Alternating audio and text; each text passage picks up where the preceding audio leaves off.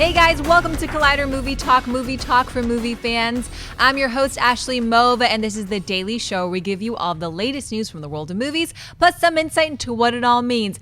Leading off the show today is Mark Ellis. Hello and welcome one and all to Taco Tuesday here at the best damn movie news show in the entire galaxy. We hope you enjoyed your long weekend celebrating Martin Luther King Day. John Campea will not be here today. He is either on vacation in Canada or he's bound and gagged in the trunk of my car. Either way, I'm very excited to be yapping movie news with two very above average compatriots. Ashley, who we yapping with?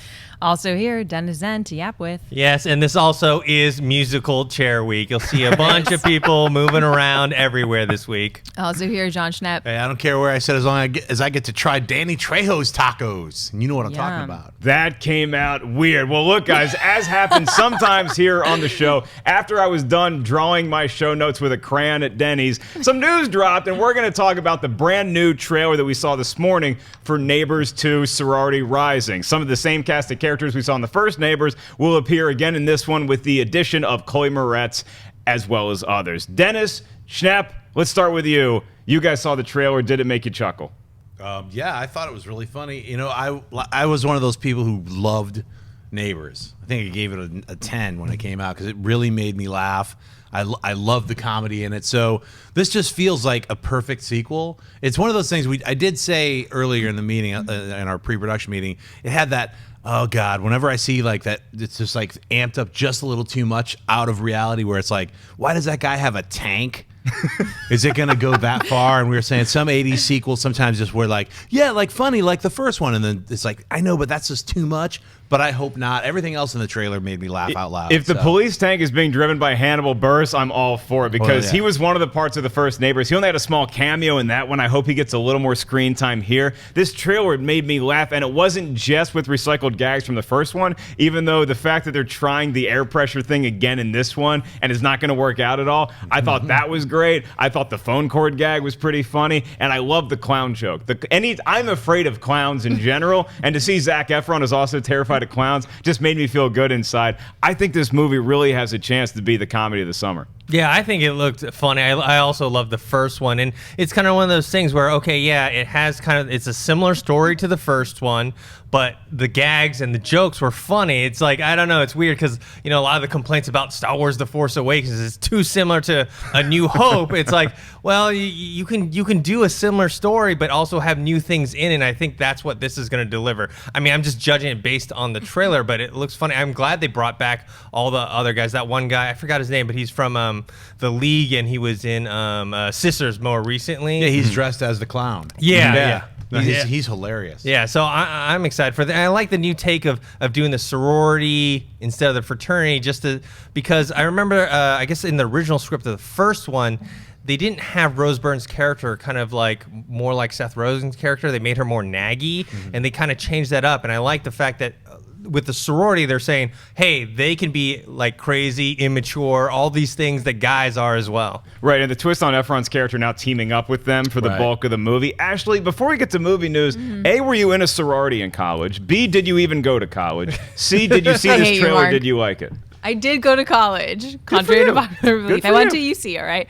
I thought it was hilarious. I love the take on the sorority, but seeing Chloe Moretz smoke a blunt was really weird to me. I don't know, like maybe I'm just seeing her as this young actress, but that was so weird to me. And seeing Selena Gomez in there, like I guess I'm excited to see how she does in this comedic role. I get that she's playing a sorority girl. Yeah, I'm really excited to see. I love that duo. Like I just think that they are comedic fire together. Well, really seeing Chloe Moretz smoke a blunt did not surprise me. When you let your kids swear when they're 5 years old as superheroes, that's going to be the and cut people's guts out and head and all that stuff. Shot a whole bunch of people, flipping around, cutting them up with blades. And she should be on crack. I'm like, what's smoking a blunt? What? Crack, blunts, gutting people. We're off to a rolling start here at Movie Talk. Ashley, what is our first official topic of the day? Well, it's our first show of the week, which means it's time for our weekend box office report, brought to you by AMC Theaters. Star Wars The Force Awakens was finally knocked out of the top spot, and it was supplanted by the Kevin Hart Ice Cube comedy Ride Along, taking in $35.3 million at the top spot. Number 2 was The Revenant with a strong $31.8 million, ahead of number number 3, Star Wars: The Force Awakens, which earned $26.3 million. Number 4 is the new Michael Bay movie 13 Hours, and number 5 is the Will Ferrell, Mark Wahlberg Yuckfest Daddy's Home, barely beating out Norm of the North. Mark, what stands out to you about this weekend's box I'm glad office you got that joke in the show notes. And Are you laughing at your own joke right now? I've been laughing at bear jokes all the long weekend. And by the way, these are the numbers that are just Friday through Sunday. We didn't include the long weekend, but if you do include Monday, the box office rankings stay the same. And I think we all saw the writing on the wall. It doesn't look great on paper to see that Ride Along 2 defeated Star Wars: The Force Awakens and upended its run at number 1, but it's going to happen to every movie sooner or later. I didn't love Ride Along 2. I thought it was pretty bad, but I was happy to see The Revenant hold as strongly as it did in its second week, and I think that's probably an indication that the Oscar nominations just came out. So you also saw movies like Spotlight and Carol do better than they had the previous week. They actually saw an up in their percentage. The Forest is also something that dropped out of the top 5, but it's already made back double what its budget is, so you got to think that people who make a small horror movie just trying to scare people would be pretty thrilled about that. As far as Star Wars goes, it doesn't look like it has any shot at catching Avatar now. It might still have a prayer in hell as far as getting to Titanic numbers. Dennis, how did you see these results playing out? Actually, they underperformed considering what I thought. I thought Ride Along was going to get closer to like high 30s, low 40s, just how well, not based on the quality of the movie. We just saw the movie, we didn't really care for it. But I just thought the two names and how the success of the first one, it would have gone higher. Revenant I also thought was going to be like mid 30s. I wrongly predicted that 13 Hours was gonna beat Star Wars. I thought maybe that American Sniper crowd was gonna see it, but apparently not. Yeah, Star Wars. It's not gonna catch Avatar. It's pretty much impossible at this point for the way it's going. And then the Red Daddy's Home, and it's just chugging along. And you brought up our predictions on Friday, and so I believe Perry Nemiroff, who was in studio last week, is the one that got it right, because I had everything right until we got to the Bear movie versus Daddy's Home, and I just didn't think that those two comedies, that and Ride Along 2, would be able to match wit, so I thought the Polar Bear movie would move into the top spot, but we missed out on that. Schnepp, how'd you do? Yeah, I can't. I already started working on my script, The Forests, because I'm all about those trees, making those trees happen, son. Yeah, you know what? The Revenant, I'm glad that a lot of people are going to see that, and I think people should go see The Hateful Eight. I think everyone forgot about the other snowbound Western. And don't forget, just because it says 70 millimeter, that's a term for film, kids. Don't be afraid of it. It's film. So go see that movie is all I could say. I think the top 5, it's great. I'm glad that Ride Along 2, you guys loved it, right? Ride Along 2? Oh, loved it. I heard about how much not stop you not raving. laughing. I go raving like lunatics about how amazing it was. I haven't seen it yet. But well, let me ask you this about the Hateful Eight, because do you think the 70 millimeter and all the stuff that they were putting out ahead of the movie actually being released, do you think that turned some audience members off? I mean, like Hateful Eight, it's already made back its budget, so it's done well. I think people who see it, it doesn't seem to have quite gotten the critical response that Tarantino hoped it would, at least according to Rotten Tomatoes and other sources like that, but people seem to generally enjoy the movie. It just isn't doing that well at the box office for whatever reason. That's why I brought it up. I think that the ad campaign for see it in 70 millimeter actually pushed people away, because it might have not been playing in 70 millimeter in certain places that it opened, and I think that put a barrier for people like, oh, I can't see it in 70 millimeter, so I'll go see this other movie. You're missing out by not seeing The Hateful Eight. I think it's an incredible Western. It's an amazing film. It's so much fun. So if you've seen The Revenant now, go see that other snowy Western, and it's amazing Tarantino dialogue. So I'm surprised at why people just, I think that's just that barrier. It feels like that way to me. So. Well, I mean, I like The Hateful Eight, but I didn't love it. I like Django a lot more, so I kind of see that it's not, that word of mouth isn't spreading around for Hateful Eight like Django was, and I feel like that hurt it, and then also not getting any Oscar nominations didn't help it either. So I think it's a combination of stuff. The way that it was marketed, the 70 millimeter, I also don't think helped either, because it's like people are like, oh, do I have to see it in that, or do I not? And I think that kind of Tarantino shot himself in the leg with that one. I know, but I have to say it is a dark comedy.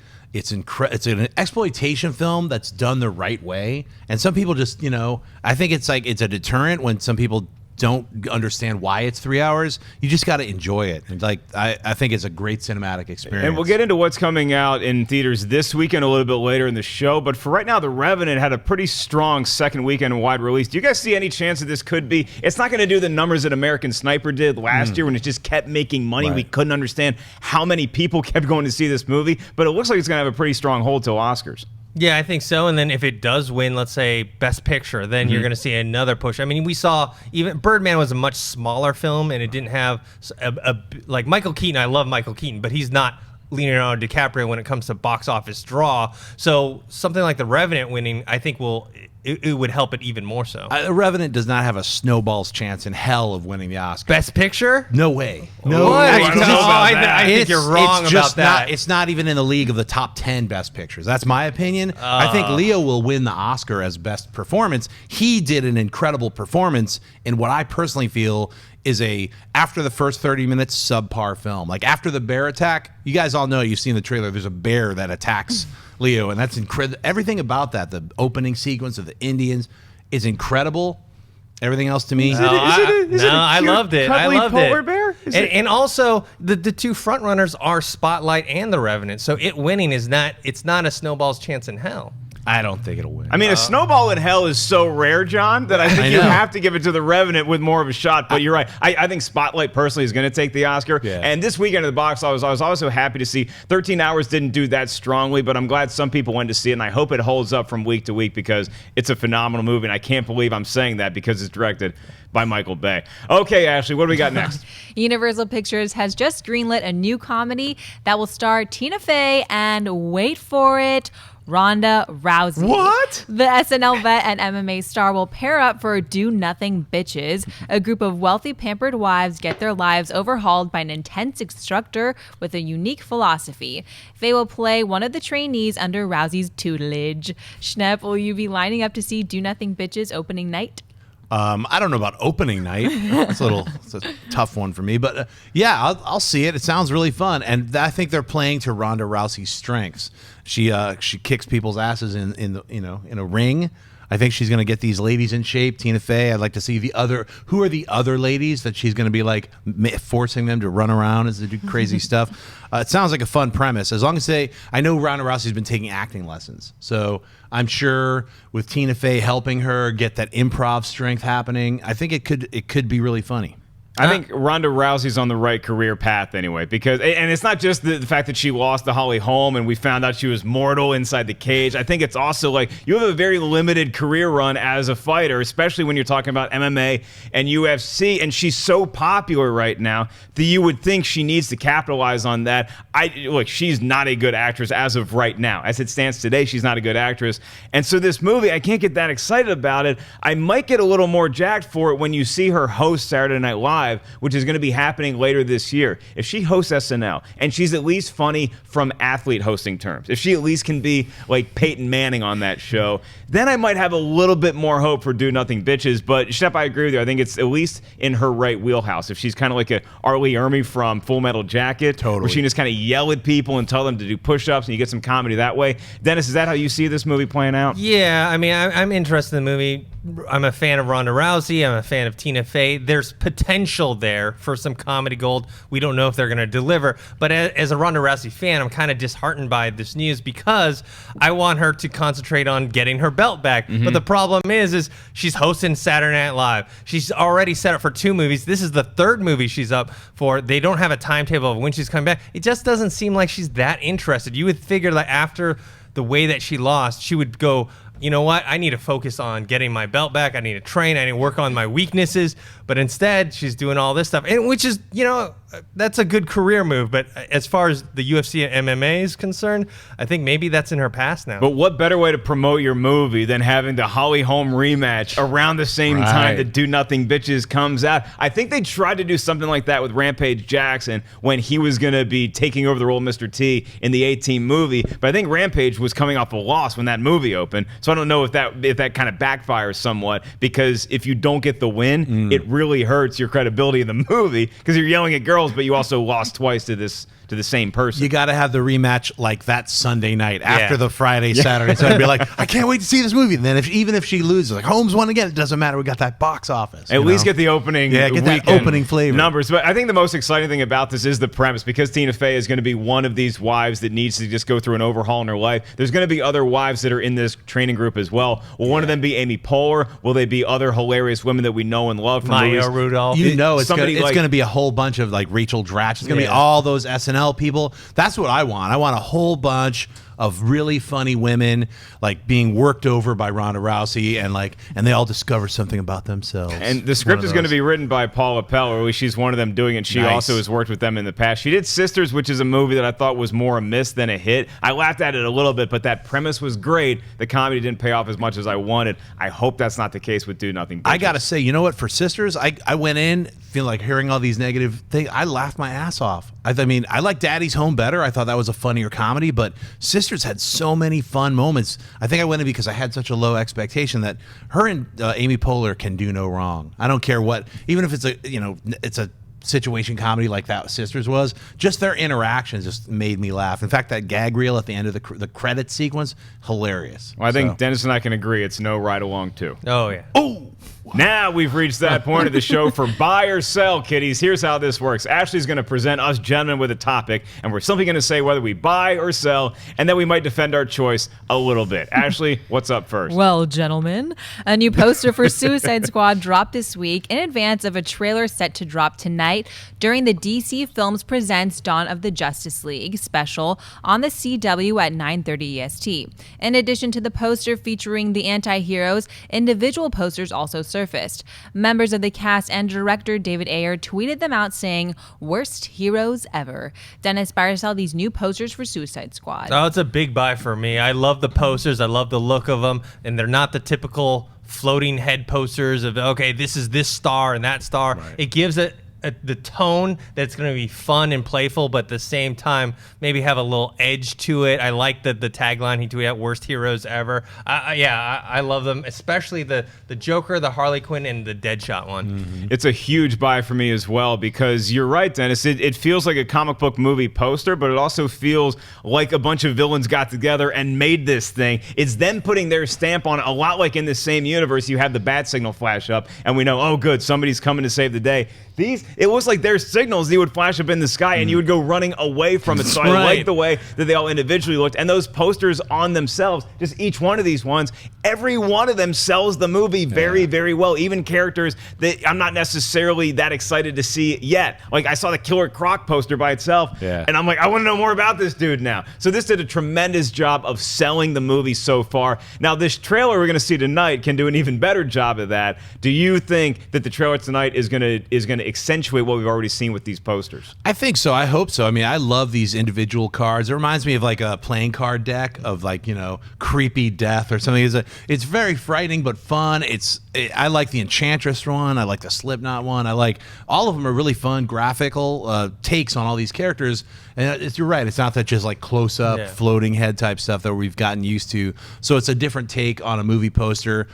It's exciting, and I think the trailer tonight is going to show a lot more than the very first teaser trailer that we all saw at San Diego Comic-Con. And can you illuminate everybody out there, myself first and foremost, about what this thing that's airing tonight is and why the Suicide Squad trailer is going to be attached to it? Well, tonight after Flash, they're going to have like a special that Kevin Smith is hosting. It's going to go into detail about both Dawn, Justice League, the Batman v Superman, Dawn of Justice. Then it's going to talk a little bit about Justice League. It's going to talk about the Suicide Squad. It's going to talk about basically kind of outlining DC's plan of attack for their cinematic universe. So I think it should be an exciting look into the next couple, like this year especially, but the next couple of years. So that's what's airing tonight. So we'll see. We'll talk about it later tomorrow. And they've been releasing a lot of small stuff today in preparation for that. Like Wonder Woman's logo came out. I think there's a concept art of kind of the Justice League. They have Cyborg and like Aquaman in that picture as well. Yeah, we'll be covering that on today's Heroes. So definitely tune in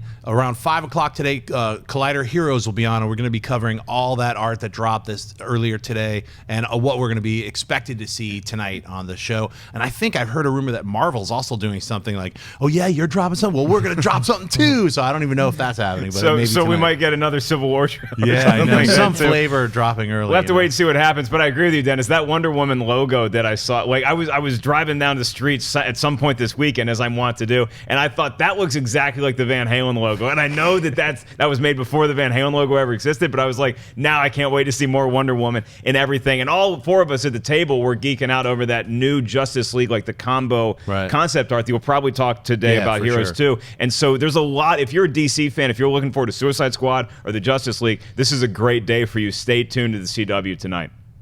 All right, ever since Ben Affleck signed on to play the Dark Knight, rumors have been swirling about whether he'll direct a future Batman movie, and his recent comments to USA Today only fanned the flame further. I'll just say, going through the process, I would never have imagined that I could or would direct a movie like this, and in working with Batman vs. Superman director Zack Snyder, and seeing what he did and watching him every day, I got really inspired by that, and by seeing the scope on which he was telling the story, by seeing what he was able to do with this kind of mythic story on a grand scale. Schnepp, buy or sell Ben Affleck directing a future Batman movie?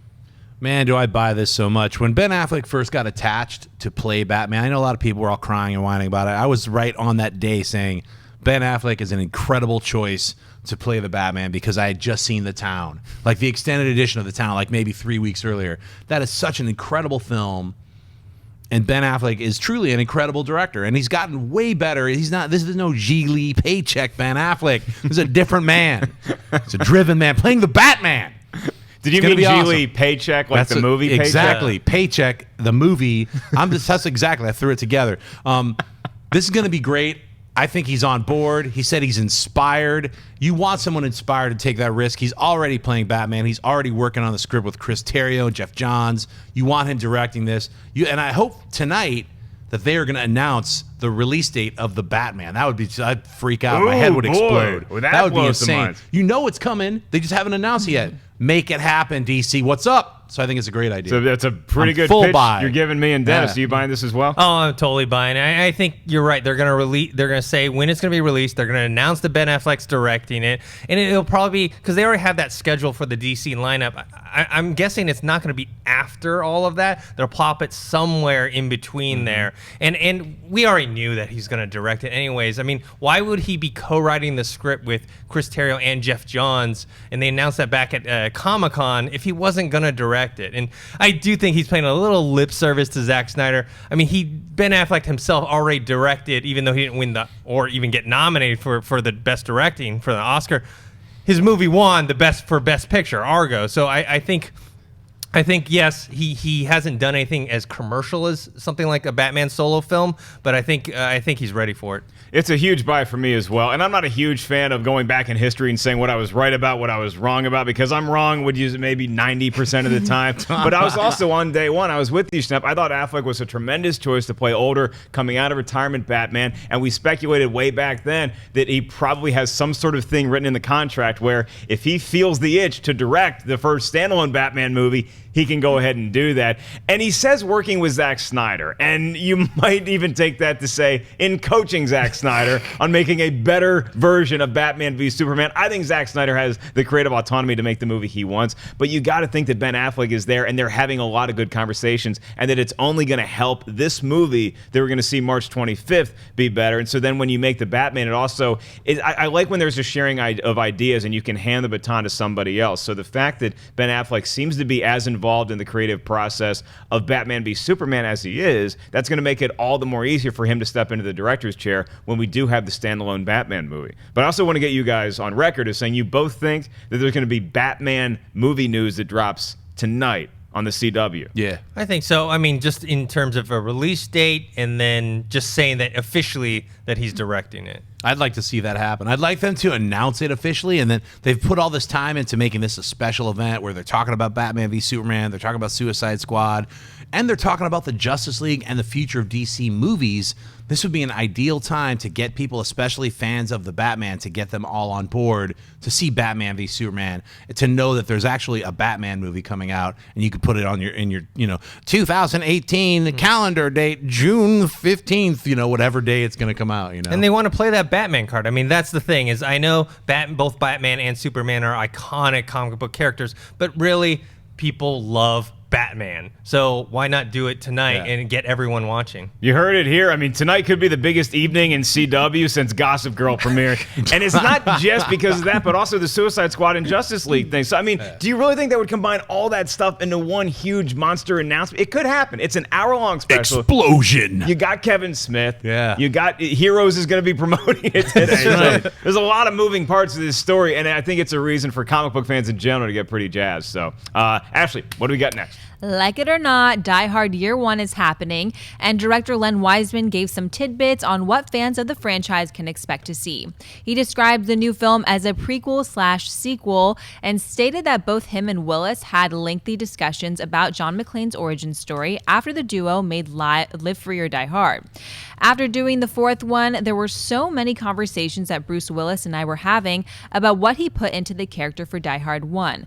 That character comes in with so much baggage emotionally and experience. He's already divorced, he's bitter, his captain hates him and doesn't want him back. So what created that guy? The film itself will take place on New Year's Eve 1979 and will also feature intercuts with a modern-day McClane. Mark Byrstell these comments about Die Hard Year 1 by Wiseman. Oh my God, I don't know how hard I can sell these comments. This just feels like you're trying to unclog a toilet with a plunger made of poop. It's getting worse and worse and worse for Die Hard. Why are we going back in time in the first place? Now we're going to have a modern-day McClane who we've seen in the last two movies. It's not really John McClane anymore, is it? It's Bruce Willis. Ever since he lost those last few hair plugs he had in the Die Hard with a Vengeance, it's like you're just watching an actor get a paycheck. And I hate saying that because I'm a huge fan of Die Hard. It's the best action movie of all time. I love the franchise. Live Free or Die Hard was okay. I didn't hate Live Free or Die Hard. It could have been redeemed by Die Hard 5. It went totally in the opposite direction. And now that we're doing a prequel on First of all, now we have the other question. Who's going to be playing young John McClane? I mean, this takes place 9 years before Nakatomi Plaza. So who do you get to play a young Bruce Willis? Do we just take whoever they don't want for Han Solo and throw him in as Bruce Willis? That's another iconic character that had a sense of humor, that had action chops, that could do it all. And I don't know that you're just going to pluck that person off the street. You could have maybe you put young Joseph Gordon-Levitt in there again. Right. Yeah. Just throw a lot of makeup on him. This idea just sounds so awful to me, and you're intercutting it just so you can have Bruce Willis in there. Maybe he's telling a story to somebody, like he's Captain Ahab narrating what happened out on the sea. This just seems like such a doomed project. I am so bummed by this news that it continues to go forward. Schnepp, how do you feel? You know what? I was thinking about selling it, but I'm going to buy it now because you just said something that made me think could be cool. Joseph Gordon-Levitt playing the younger McClane. How badass would that be? Is your favorite guy, Jai Courtney? He might be in it, right? Because he plays Bruce. Or is that Christian? That's Christian's favorite. Christian is not a Jai Courtney fan. But look, I don't think a lot of people are Jai Courtney fans, at least if you just take his sample size from Die Hard 5. Right. And why would he be in the movie? Is he, now that him and his old man are better, is he conducting an interview with his dad about what happened on New Year's Eve in 1979? Yeah. Come on. But if Joseph Gordon-Levitt is playing McClane, that just got me like where I'm like, I can't 100% sell it. If the majority of the film is this cool 1979 like kind of thriller, like a cop thriller, we don't know what happened. Maybe he went through so much rough stuff. Len Wiseman has had a few good films and he's had some really bad films. So, the jury is really out for him. I'm not going to totally throw him under the bus and say he can't make a good film. This isn't me just complaining about Len Wiseman because I think he can make a good movie. It's just the idea in general. And when you read that article, which you can check on Collider.com, it's like he's talking about how there was so much stuff going on with this cop. He was a beat cop. Right. He didn't know if he'd make detective. His relationship with his wife was crumbling as it was just beginning. And I'm like, that's all fine and well. That could be a nice movie, but it's not a Die Hard movie. What Where are we going to find the time to put all that stuff? And how is that going to be anywhere near as exciting as John McClane jumping off the roof of Nakatomi or on the wing of a plane or running around the streets of New York with Samuel L. Jackson? Well, I'm selling it as well. I don't really care. I didn't care for the last two movies. And also, when you think about Die Hard, the original one, that was John McClane's origin story. We don't need to see what happens before that. The John McClane we know was kind of created that night. Yes. So if it's 9 years before, what are we watching? Because there's no way they can make anything that's going to be bigger than the first Die Hard. So they have to tone it down. So we're going to watch a kind of a toned down Die Hard intercut with something in the future. I mean, the only way I could see them doing it is making it more of like some sort of mystery thriller, but that's not what Die Hard is. Die Hard's supposed to be an action film. Yeah, and I'll repeat my thoughts. I think this could be a good movie if you didn't have Die Hard attached to it. If you had somebody else, and look, Bruce Willis has proven that over the years he can commit to a role, and he's done it recently, sporadically, but he has done it recently. It just feels like for a Die Hard movie, I'm a huge Die Hard fan. That's why I'm bitching about this so much, is that I really think that there's premises out there, there's ideas that have been floated. Somebody took out an entire page ad in like the New York Times saying, this is not the movie you should do. Here's the movie you should do. And we all read that. We're like, that sounds pretty cool. If you want to go back to the origins of John McClane, Dennis is right. You go back to Nakatomi Plaza. And there was an idea floating around about how Nakatomi would be celebrating some anniversary in Japan. They'd be honoring John McClane and he'd go there and then some terrorists take that over. That sounds like such a better idea than what we have with Die Hard Year One. Okay, well, now it's time for our opening this week segment brought to you by our friends at AMC Theaters. Today we focus on The Fifth Wave, starring Chloe Moretz, Nick Robinson, and Liv Schreiber. After a series of alien attacks have decimated Earth, earthquakes, tsunamis, and disease threaten the very survival of the human species. Precocious teen Casey Sullivan Moretz must reunite with her brother, Zachary Arthur, and form an alliance with a young man who may be her last hope, Alex Rowe. The two must learn to trust each other and battle for mankind as a fifth alien assault looms large. Dennis, should audiences be excited to experience the fifth wave? I don't know what audiences think, but I'm not excited for it. It looks terrible. It looks like do you remember that movie Skyline? That one where like those like that blue people, lights. Yeah, they're trapped on the penthouse or yeah. whatever. Like it looks like that mixed with maybe Battle Los Angeles with some sort of young adult flavor. And the trailer didn't do anything for me. That one scene where like she comes into the room and there's a guy there. And he's like, "Oh, I know you're not an alien." He's like, "Why?" Because I would be dead already. It's like, how many times have we seen that before? There's just nothing that interests me at all about this movie. You just put the fear of God in me, because I am shocked. I saw the trailer and I was like, oh, sweet. I guess I'm an optimist usually, and I'm like, this could be like Independence Day meets Armageddon, and now Dennis comes at me with Skyline and Battle Los Angeles. And I'm nervous again. You know what? One of the things that sold me a little bit on seeing this movie was that Perry Nemiroff said that she loved this young adult book, that it was based on one of the better ones. It's not like The Host. It's not like Twilight. It actually has some real meat to the story. So seeing all these different waves of attack, I think is an interesting premise. Liv Schreiber looks like an interesting character, but this movie is going to hinge on whether you think Chloe Moretz is a star, is a leading lady in an action film like this. So Schnepp, do you think that this is going to play well? Yeah, well, I got to be honest. When I saw the trailer, it's like I was shocked at your opinion, but I'm 100% with Dennis. This looks like garbage, man. This looks like District 9 and Invasion of the Body Snatchers, Independence Day, and I know all these amazing films like garbage dumped together. This should be called The Fifth Clump. It's not even a movie. It's a sandwich of better films. It's a series of good sequences smashed together by some stupid young adult, bad, tendrilless thread line of... I won't even go into the horrifying words that I was about to say that are inside my brain, but this is made me so angry that every time I see this trailer, it gets me angry. I see all these amazing talents. I think Chloe Moretz is an amazing talent. I think Liv Schreiber is an amazing talent. See all these people wasting their time. I hope they got paid a lot of money to waste their time to be in this stupid, repetitive piece of trash. I don't even need to see the movie to know that it's going to suck. This was one of those trailers that was playing during Star Wars: The Force Awakens, and and you also had the actual Independence Day trailer running, and Deadpool and X-Men Apocalypse and all these summertime movies we're really looking forward to. Then the fifth wave comes on, and I expected it to be more of a downer, like, oh, we got to get through this one. But I got to tell you, like, just the way the trailer sold me on this movie, I'm intrigued by the story, and the effects look like they're pretty good, especially for something that's coming out in January. But again, it's a January movie, and that might be the thing that wins the day, because the fifth wave, it's not starting out well. I don't see a lot of buzz for it. Doesn't seem like a lot of people are excited about the movie, but we'll have to see when it opens on Friday. Mark, let me just say, after my fourth meal, I have my fifth dump, and that's what this movie reminds me of. It almost seems like you process all those 5 waves, you eat it, you go to the bathroom 3 hours later, and you know what you made? Diehard, year 1. My stomach's still yarbling. Fifth clump, fifth dump. Is it even human? It's that birthed a monster. Is it? I'm District 9 and independent. Yeah. That's the Jon Schnepp we all know and love.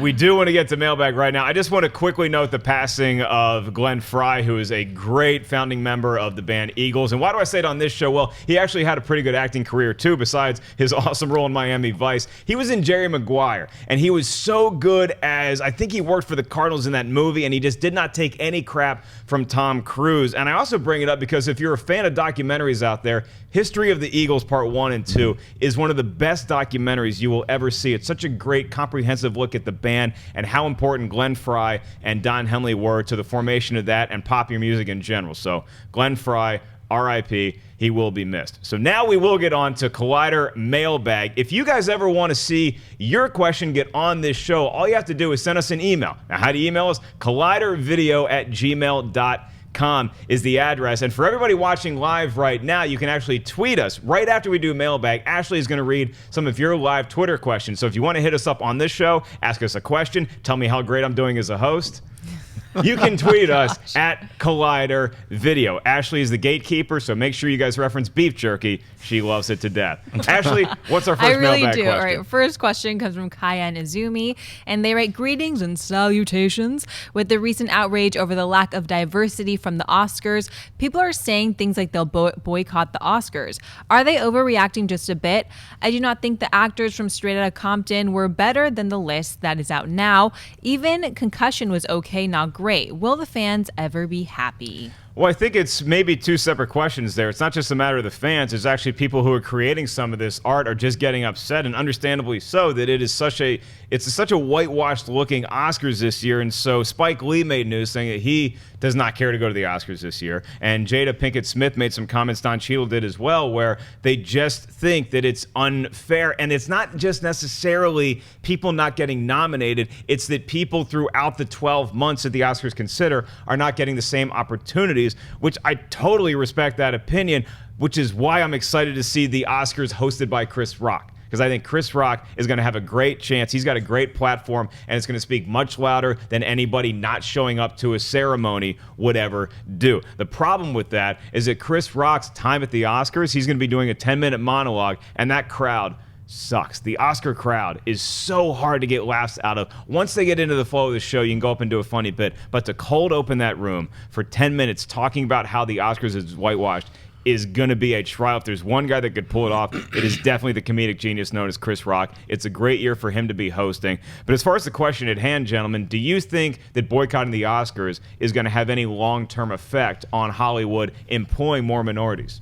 I personally don't think it's going to have any kind of effect. I personally was very sad to see Idris Elba didn't get any kind of a nomination supporting cast for Beasts of No Nation. There's so many people that, and that's what I mean. When you put everybody's opinions together and then it gets all mixed, it's like, oh, here's the bland, it seems like, whitewashed, but it's like, it's hard to tell really what the Academy, all 7,000 people or 70, however many there are, there's so many, it's like 7,600, something like that, Academy members voted. Yeah, you know what? I'd love to see Paul Mooney host the Oscars. That would be the most incredible thing. I mean, I hope Chris Rock does not just kind of try to make fun of it, but actually makes a few real statements about cultural diversity. Let me tell you, so I've worked with Paul Mooney doing stand-up before. The Oscars would be a 9-hour telecast if Paul Mooney hosted the Oscars. He's a genius writer. My God, he likes to talk a lot. Dennis, what's your take on this? Well, personally, I wouldn't boycott the Oscars for it, but I can respect their decisions to do so if they feel like. And there's also, it's all a matter of opinion, but like personally, I found like a movie like Creed or Straight Outta Compton, I like those movies better than Bridge of Spies. But then you talk about the Academy, 6 or 7,000 Academy members. Right. They did a survey in 2014, and listen to this breakdown: 94% Caucasian, 76% male, average age of 63. That is not a representation of the average moviegoer. Right. Do you know how hard it is? My mom is like 63 years old. Do you know how hard it is to get a 63-year-old person out to the movies? Yeah. It's not easy when you have younger people like us that go see them all the time. So I just feel like they need to diversify that voting base, and then you'll get more diversity in terms of the movies. I mean, I look at somebody like, and the one thing I'll disagree with the emailer is that I think that Jason Mitchell as Eazy-E was worth getting a Best Supporting Actor nomination. And it just seems to be rubbing it in everybody's face when you have 10 available slots for Best Picture and you just don't use them. Like, it just seems like such a dick move to me to be like, there's only 8 movies that are worthy of consideration. Right. Especially when you throw Bridge of Spies in there being one of them, which is an enjoyable movie. I liked it. But that movie's nominated for Best Picture because it's got a famous guy directing it and a famous guy starring in it. And where you could have put Straight Outta Compton. You could have put Inside Out in there. Right. You could have put Creed in there. It just seems like there were a lot of opportunities that not only went to somebody else, but just were wasted, and now nobody gets to enjoy those. Plus, I think, unfortunately, the way these kinds of voting things work, you'll see this happen a lot, especially with the Oscars. Like you see, it's a white male, 63. I don't think they saw every movie. And then when it comes time to vote and they like see the little thing, they're like, oh yeah, Spielberg, I love him. I didn't see Bridge of Spies, but I'm going to put that in my top 5. Like name recognition. It's name recognition. A lot of people have not seen even 1/10 of all the films that they're voting on. And they're just going to pick people that they know. I love this person. I think this person is a good actor. He deserves it this time. He might not even seen the film. He's lost 6 times. Finally, he'll get his chance. That could be like in Leonardo DiCaprio's favor this year, right? That's and people all I'm might saying. be like, I didn't see The Revenant, but check. And I like Leonardo DiCaprio. I'm just saying that factors in. Leo, as well. I mean, to me personally, Leo does deserve to be nominated. And if he won, I wouldn't be mad because he did a great job in that role. So. Right, and don't get me wrong, I think Leo's going to win too. And I think let's just look at the larger picture here. It is one night in Hollywood that I know they love to build up as the greatest thing ever. It's a statue, you win, and then you move on about your life the next day. And Popular Opinion proves that we like all kinds of movies. Ride Along 2 is #1 at the movie theater this weekend. So as long as the Popular Opinion supports everybody, I'm happy with that. Ashley, what's our next question? Nasara Dawkins writes, hey, I'm 17 from Philly, and I've been watching every day for a year and a half. Anyway, do you think we will see a new Civil War trailer and a new Batman vs. Superman trailer during the Super Bowl? Or should DC not show anything new at this point? Thanks, go Panthers. Dabs like Cam Newton. Well, you might see the Panthers at the Super Bowl. I think you're going to see a lot of movie trailers during the Super Bowl, as you always do. And I like this question because it allows us to speculate a little bit, not just Batman v Superman or Civil War, but what other movies we might see advertised during the Super Bowl. I think Batman v Superman is a no-brainer. It's just a matter of how they cut together that trailer, whether they want to show us any new footage. I don't think they have to, because let's be honest, they've already hooked fanboys like everybody at this table. We're already going to see that movie opening night. Now it's just a matter of getting on the stage like the Super Bowl and showing everybody else that, hey, there's a movie with Batman and he's fighting Superman, and oh my God, Wonder Woman's in it too, and maybe even Aquaman, and then this little Ninja Turtle Doomsday guy in there too. So there's a lot of exciting stuff that you're going to have. That's definitely going to be probably a minute-long trailer. I think the same thing is going to happen for Civil War. You're letting the fans know who may not previously have been aware that another Avengers-style movie is coming out. Look at all these superheroes we have that are going to be fighting each other. It's going to build the tension. I already like what these two properties have done with their trailers, for the most part. So I think it's a no-brainer to see them at the Super Bowl. And then spinning it forward to other movies, you might get a Warcraft trailer. You might get an Independence Day 2 Resurgence trailer. You might get a Star Wars Rogue One trailer that nobody's ever seen before. And the first time we see any footage of Rogue One could be the Super Bowl. But let's back that up a second. Gentlemen, we'll start with you, Schnepp. What do you think you're going to see at the Super Bowl in the way of big-time, exciting summer movies? I think you'll definitely see a Suicide Squad's, the Suicide Squad, maybe 30-second, maybe not the trailer they're dropping tonight, but some revised version of that. You'll definitely see a Batman v Superman trailer. I would love it if it was just 2 shots. I would love it if it was just like city's on fire. We saw like a little quick snippet in the last trailer. Just Batman and Superman just staring each other down. No dialogue, no nothing, then the logo. That's enough for me, just to see like 2 amazingly well, composed shots. That's all I care about. I want to see this happen. Doctor Strange would be great. The Doctor is in. Just some little like bodonk, like what? Something crazy. I'd like to see that. Independence Day, what is it called again? Resurgence. Right, I can barely remember. Yeah, whatever. That's it for me. I think we'll definitely see Civil War. Come on, they're going to drop a trailer. That's the time that they do it. They're like, oh, everyone's talking about Batman v Superman. Our movie doesn't even come out 2 months later. Let's show a little love. Deadpool's going to get some flavor. What is it? Super Bowl's after Deadpool. The Super Bowl's the second Sunday in February. Yeah, so it's after Deadpool. Yeah. So It's around the same time. I can't remember exactly. Oh, no, you know what? The Super Bowl is actually going to be the first Sunday in February. So it'll be before Deadpool. Yeah. Well, then a week before Deadpool, and more importantly, a week before the Sunday that is Valentine's Day. So definitely Zoolander 2, you'll probably see a Super Bowl trailer, and Deadpool then. You'll probably see those Zoolander guys all over, like, at Pepsi and Samsung and all kinds of products. Oh, my God. What do you think we're seeing? Well, I think Schnepp makes a good point about Suicide Squad, because I think the Super Bowl is a perfect place for something like that, because it's not well known to the masses, and the Super Bowl is more of a shotgun approach. It's trying to hit everyone. They're not targeting specific people. They just want everyone, and not everyone has heard of Suicide Squad. So they'll show a trailer, and they'll definitely throw Joker in there because everyone knows who Joker is, and get those casual fans in. But we definitely will see a Batman v Superman and a Civil War trailer. I love the Batman v Superman Comic-Con trailer. Wasn't a fan of this latest one. I hope they refigure it out and make a one with like some footage, but not. I don't want to see like Green Lantern show up at the end with Aquaman, and you know what I mean? Like just show everything. What's happening? Yeah. I don't want to see that. Let's just get back to what the first trailer was like. And we'll be so tantalizingly close to the actual premiere of Batman v Superman that I know for myself, I don't care to see any more footage. Right. I think you could cut together. Those TV spots were pretty impressive, particularly the one where Batman pulls up and he hits Superman with a car and the car flips. So if you just did something of that and you maybe extended it a little bit for the Super Bowl, that'd be a pretty cool cut. You know what would be awesome is you see an Independence Resurgence trailer, and then everybody at home on their couch is like, wait, where the hell's Will Smith? And then you see a Suicide Squad trailer come on immediately after that. It's like, that's the movie that Will Smith chose to do. Okay, kids, I said we would take some time at the end for your live Twitter questions, and Daddy don't lie. Ashley, what do we got first from the live Twitter feed? All right. Patrick Bateman writes, what's the best Ryan Gosling film? I love Drive. Want to hear your thoughts. # beef jerky. Love it.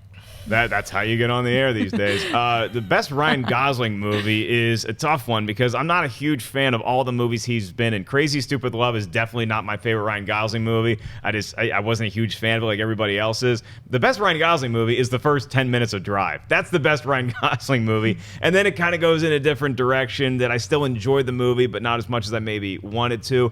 I liked his storyline the best in Place Beyond the Pines. And then he had that political thrill with George Clooney that was pretty decent. So I don't know, Shep, favorite Ryan Gosling movie? I love that you said Place Beyond the Pines. That's such an amazing film. When I saw that, I didn't know what I think I didn't even see a trailer for it, and it is so spectacular. Underrated film. It's like basically 3 movies in one. It's such a strange, surreal storyline.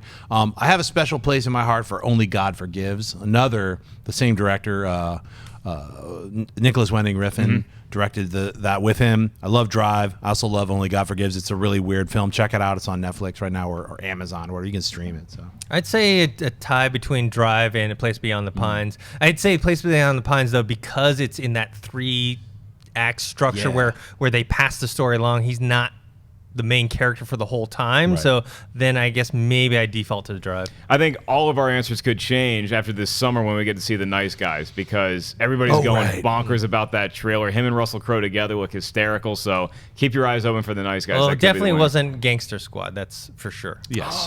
Here comes Santa Claus! What do we got next, Ash? Food Mansing writes, what is your favorite true crime movie? Favorite true crime movie. So it's got to be based on a crime that actually happened right? Right. Or it could be multiple crimes. I'm gonna flavor that and pull it away from true crime and just be L.A. Confidential, son. It's like true crime, but that's what is really. It's always like based on a true story, and it's never the true story because it's an adaptation. Any kind of movie, unless it's a documentary, is not real. It's like fabricated. So I mean, mine would be my favorite movie, which is Goodfellas, but it's based on multiple. I mean, most notably was the Lufthansa heist, but there was multiple crime happening in that movie. Food Manson, get your stuff together. We can't answer that question. It's true crime. It's got to be like something in a movie related. Like, hey, it's like film noir. It's gangsters. We could rock that. I agree with Dennis. Goodfellas is one of the top, best all-time films. See Mean Streets. You can totally do true crime, and I'll tell you why. Zodiac. I had not seen Zodiac ever in the life of me. All 21 years I've been alive, I had not seen Zodiac. And then I checked it out on Netflix not too long ago. And my God, that movie is so compelling. And it's got like half the cast of the Avengers in it. So for no other reason, check out Zodiac. It's a long watch, but it's a worthwhile watch. I agree. Zodiac's great. All right, Fernando Ruiz writes, have you guys ever snuck food into the movies, maybe when you were younger? When I was younger? How about today? Or tomorrow? Last week, son, all the time, yo. All the time. I'm the guy who like goes to the liquor store or whatever and buys a bunch of candy and then like stuffs it in my pocket and then walks in. I like that you're buying your candy at a liquor store. That's a man with class right there. Dennis Tzeng, ladies and gentlemen. You know what? Nachos. I'm always buying those nachos. And when I go to AMC, they have a great set of nachos with that cheddar cheese. But you're not sneaking them in. No, I buy those. But then, once in a while, I buy the popcorn too. But once in a while, get a snack, bring it in. It's not a big deal. I still will buy drinks and like popcorn or whatever. But then I'll have like a gummy bears or some other candy on the side. So you feel a little bit, your conscience is weighing on you a little bit because you snuck in the gummy bears, so you try to balance it out. That and it's pretty hard to sneak in a tub of popcorn. I'd be like, I'm coming Brought in. my own personal popcorn. What's the problem? Well, that's what bums me out about movie theaters in general. It's a weird complaint to have, but it's like they're so lax on letting you bring in whatever snacks you want. You go to any theater in LA and just walk in. It doesn't matter what you have. You could have a protein shake, you could have a Vitamix blender and just be drinking out of it, and they'll let you walk in. And it's like, does nobody care? Anyway, when I was a kid, you could not take anything into a movie theater. I remember one time my aunt took us to go see Snow White and the Seven Dwarfs, and I was so excited to get fat little Mark Ellis a big tub of popcorn. And our aunt she snuck in little tiny bite-sized, like healthy things that we could not buy popcorn. So she's like, no, you don't need food because I brought you food. And I'm like, this is either the worst fat camp of all time or this is some sort of BS because I come to the movie theater for one thing and one thing only, and that's to eat popcorn. The movie is icing on the cake, which I'll probably eat too. Well, AMC 16. It's a good little rant. I got heated up. AMC 16, the theater right here in Burbank. They actually you walk in there with a drink. I'm sorry, sir, you can't. You have to finish that drink. Do they police it? Yeah, they police it. So they're very strict. Good. Some theaters are stricter than others about bringing in drinks, especially because we all know drinks and popcorn is how theaters make their money. So it's cool to support them in that area, I think. And if you're going to bring something into the theater, just don't bring dinner in. Don't bring like goulash into the theater. Don't bring a burrito into the theater. I think the consensus here at the table is that you bring in like candy. Yeah. I think candy's a fair thing is cool to bring into the theater, or maybe beef jerky as long as it's not too pungent. Right. All right, Evan Ryan writes, Mark, I guess you're kind of funny, so this is a good question for you. Why is it so hard to make comedy sequels? I don't know why it's hard to make comedy sequels, but it is damn near impossible to do it well. I never saw the first Ride Along, so I can't speak to how funny that movie was. Second one wasn't good, but you just have some all-time stinkers that happen to be comedy sequels. Caddyshack 2 might be the worst film ever made. But that's not to say that you can't make a good comedy sequel. The Naked Gun 2.5, I think, is funnier than the first Naked Gun. Wayne's World 2, I think, is funnier than the first Wayne's World. So it can be done. Why is it, Dennis, why is it so hard to make a comedy sequel funny? I think because the initial premise of the comedies is they're put in a certain situation. And so when they have to do it again, they either recycle the same ones and not have the same jokes. Like 22 Jump Street was a great example of doing it right, where they did recycle all the same plot points, but they did it in a very funny way. And I feel like most comedy sequels don't do that. They recycle the plot points, but then they recycle the same jokes instead of coming up with new jokes within those plot points. Yeah, like I know the Golden Globes is paying for The Martian 2, which is going to be an amazing comedy sequel. You know what? Like for me, like There's not really a lot of comedy sequels because I think comedies work great as standalones. You know, I mean, like you mentioned, The Naked Gun, that definitely, and Wayne's World, because those were sketches that already were like had these two characters, so it's easier to take them and move them from scenario to scenario because you're not really watching the movie for the story. You're watching it for, oh, what are these idiotic characters going to do in this situation? So I think when you have great characters, you have a little more freedom to be able to move them around. I don't know if it works. I haven't seen Ride Along 2, but I guess you move them to Miami, things explode. It didn't really work that well, but Miami's awesome. I was just in Miami last weekend. What's up, Miami? It's really hard to make sequels, and I don't like sequels to comedies. That's in general. Like, if they made Young Frankenstein 2, just in general, I would be like, that's horrible. Young Frankenstein is one of the greatest comedies ever made. It doesn't need a sequel. But if they made Spaceballs too, I think we'd all want to see The Search for More Money. The Farce Awakens. I know somebody personally who actually met you in Miami, and they said you were very nice. So there we go. Let's take 2 more questions today. Okay, Ash. a lot of people are asking this, so I have to ask it. Juan Samiorabara writes, I love beef jerky. Anyway, thoughts on the surprise Deadpool screening? I love the news of the surprise Deadpool screening. If you haven't heard about it, so Fox had this publicity stunt where they had some fans in New York and some fans in Los Angeles go to a theater under the premise of you're going to see some new footage of Deadpool. Like, I went to go see 16 minutes of Avatar back 6 months before that opened, and I was excited to see 16 minutes. But what Fox actually did is they showed fans the entire finished cut of the movie, and fans went crazy online talking about how great it is. When you believe in a movie and you think this movie is going to do something special, this is a perfect marketing stunt. I think it's the way to go. Yeah, I think that's one of the smarter things. I mean, the viral campaign for this movie is unheard of. It's amazing. It's hitting every mark.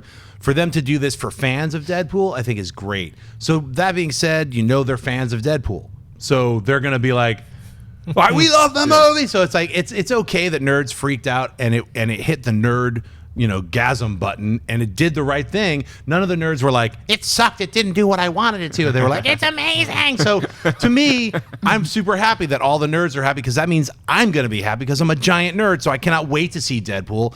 I made a bet with Chris Gore over the weekend in Miami. I was like, look, Deadpool is going to make $100 million opening weekend. I know that's a really hard thing to get. It's an R-rated film.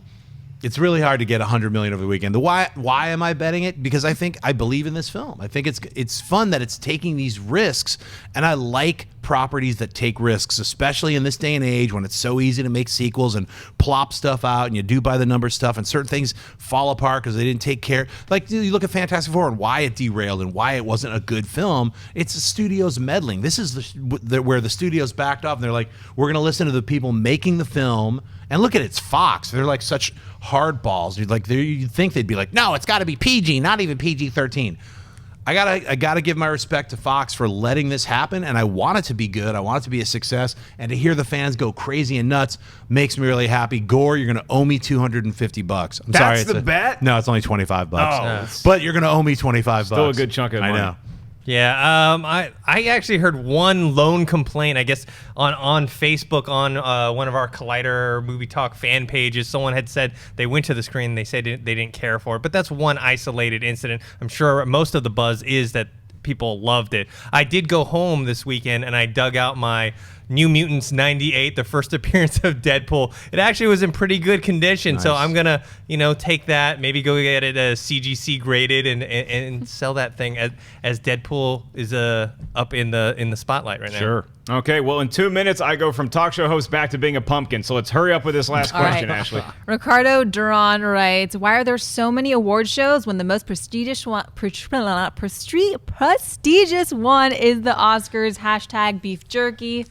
Should have ended one question earlier. Are you pumpkin yet? I'm still human boy Mark Ellis hosting a show. I think it's just there's a lot of different groups that want to give out awards, and it's not just the Oscars are the most prestigious, but you have the group of critics that want to give their award. You have the Screen Actors Guild that want to give their award. You have the Golden Globes, the Hollywood Foreign Press, who wants to get hammered and give out awards to whoever they see might be a funny comedy about a guy stranded on Mars. So a lot of different groups all deserve to give out their awards.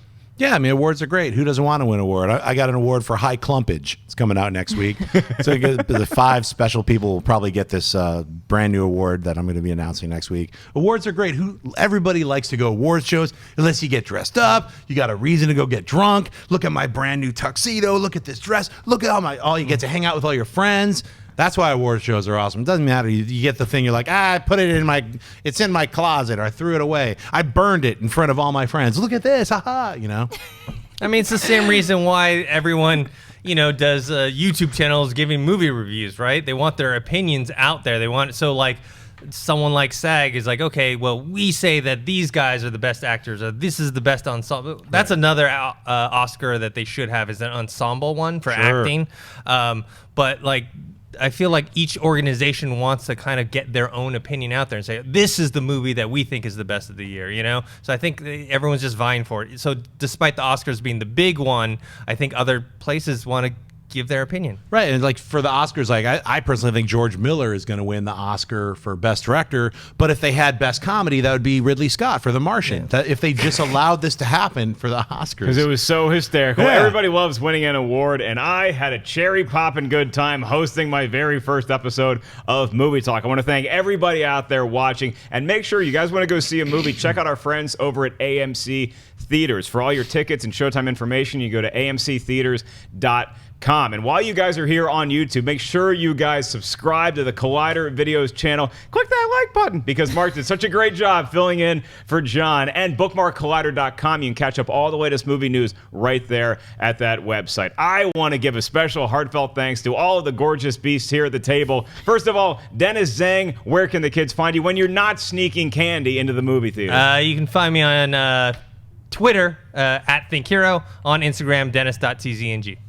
Schnepp, where can the people find you? Guys, when I'm not in Miami, you can find me just on Instagram and Twitter, just at Jon Schnepp. You can get my film, The Death of Superman Lives, What Happened, TDOSLWH.com. And the amazing, the jerky fan, Ashley Mova. On Twitter and on Instagram at Ashley Mova. Happy Tuesday, guys. Make sure you guys leave a comment. Jump in that section right now and let us know what you thought of today's show and all the movie news that we talked about. To find me, you can go to all the various social media networks at Mark Ellis Live. This weekend, I'll be at the Nashville Zanies, telling jokes Thursday through Sunday. Come on out and say hi to your old pal Mark. Thanks everybody behind the table. Jonathan, Ray, Wendy's not here, but El Miambe is, so we'll give him a shout out. We'll see you guys next time on Movie Talk. Hey guys, if you like this video, click the thumbs up button. Also, make sure you subscribe to our YouTube channel. It'll help you stay up to date with everything we've got going on here at Collider.